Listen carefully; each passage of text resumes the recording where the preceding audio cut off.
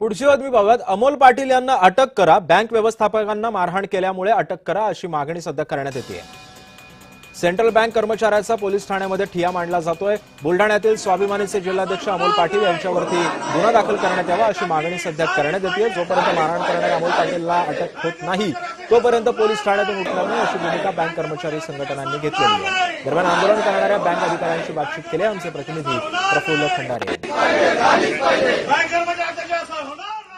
शेतकऱ्यांना चुकीची भाषा वापरली म्हणून स्वाभिमानी शेतकरी संघटनेचे बुलढाणा जिल्हाध्यक्ष अमोल पाटील यांनी खामगावच्या सेंट्रल बँक मॅनेजरांच्या कानशिलात लगावली आणि चांगला चोप या बँक मॅनेजरला दिला। मात्र त्यानंतरचे जे पडसाद आहे आपण पाहतोय, खामगाव शहर पोलीस स्टेशनचं हे संपूर्ण चित्र आणि या ठिकाणी संपूर्ण बँक कर्मचारी जे आहेत बुलढाणा जिल्ह्यातूनच नव्हे तर बुलढाणा जिल्ह्याच्या बाहेरचे देखील बँक कर्मचारी या ठिकाणी आलेले आहे। जोपर्यंत अटक होणार नाही तोपर्यंत पोलीस स्टेशन मध्ये अशा पद्धतीने हा ठिय्या आंदोलन सुरू झालेलं आहे।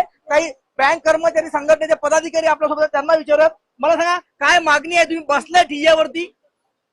सर, ही एकदम अत्यंत निंदनीय घटना झालेली आहे आमच्या बँकिंग इंडस्ट्रीमध्ये। एक ग्राहक ज्याचे समाधान नाही करू शकलो तर त्यामुळे त्यांनी त्वचाच्या भरात येऊन बँक मॅनेजरवर जो हल्ला चढवलेला आहे हे कृत्य अत्यंत निंदनीय आहे। आम्ही त्याच्यासाठी इथे ठिय्या आंदोलन ठेवलेलं आहे। जोपर्यंत त्याला अटक होणार नाही तोपर्यंत इथून कुठलाही बँकर उठणार नाही। आम्ही सर्व शेतकऱ्यांचा सन्मान करतो।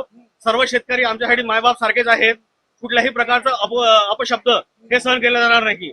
पण हे गोष्ट कितपत खरी आहे ही गोष्ट जाणून घेण्यासारखी आहे की ब्रांच शाखा प्रबंधकनी असं काही बोललं किंवा अशा प्रकारचं बोलल्या गेलं किंवा या प्रकारचं का बरं बोलल्या गेलं, ह्या सगळ्या गोष्टीचा तपशील अभ्यास व्हायला पाहिजे, नंतर ठरवलं पाहिजे। आणि त्याचा जे परिणाम झालेले आहेत, कुणी ग्राहक अशा प्रकारचं कृत्य करणार तर त्या प्रत्येक शाखेत जे कोणी काम करणारे व्यक्ती आहेत ते त्या ठिकाणचे नाही आहेत, ते बाहेरून आलेले आहेत। बरं, भूमिका काय आता? भूमिका आता ही आहे की संबंधित व्यक्तीवर कठोर कारवाई झाली पाहिजे। शेतकऱ्यांचा मुद्दा आहे, त्याचबरोबर बँक कर्मचाऱ्यांच्या सुरक्षिततेचा मुद्दा या निमित्तानं पुन्हा एकदा ऐरणीवर आल्याचं चित्र पाहायला मिळतंय। प्रफुल्ल खंडारे, जय महाराष्ट्र न्यूज, बुलढाणा।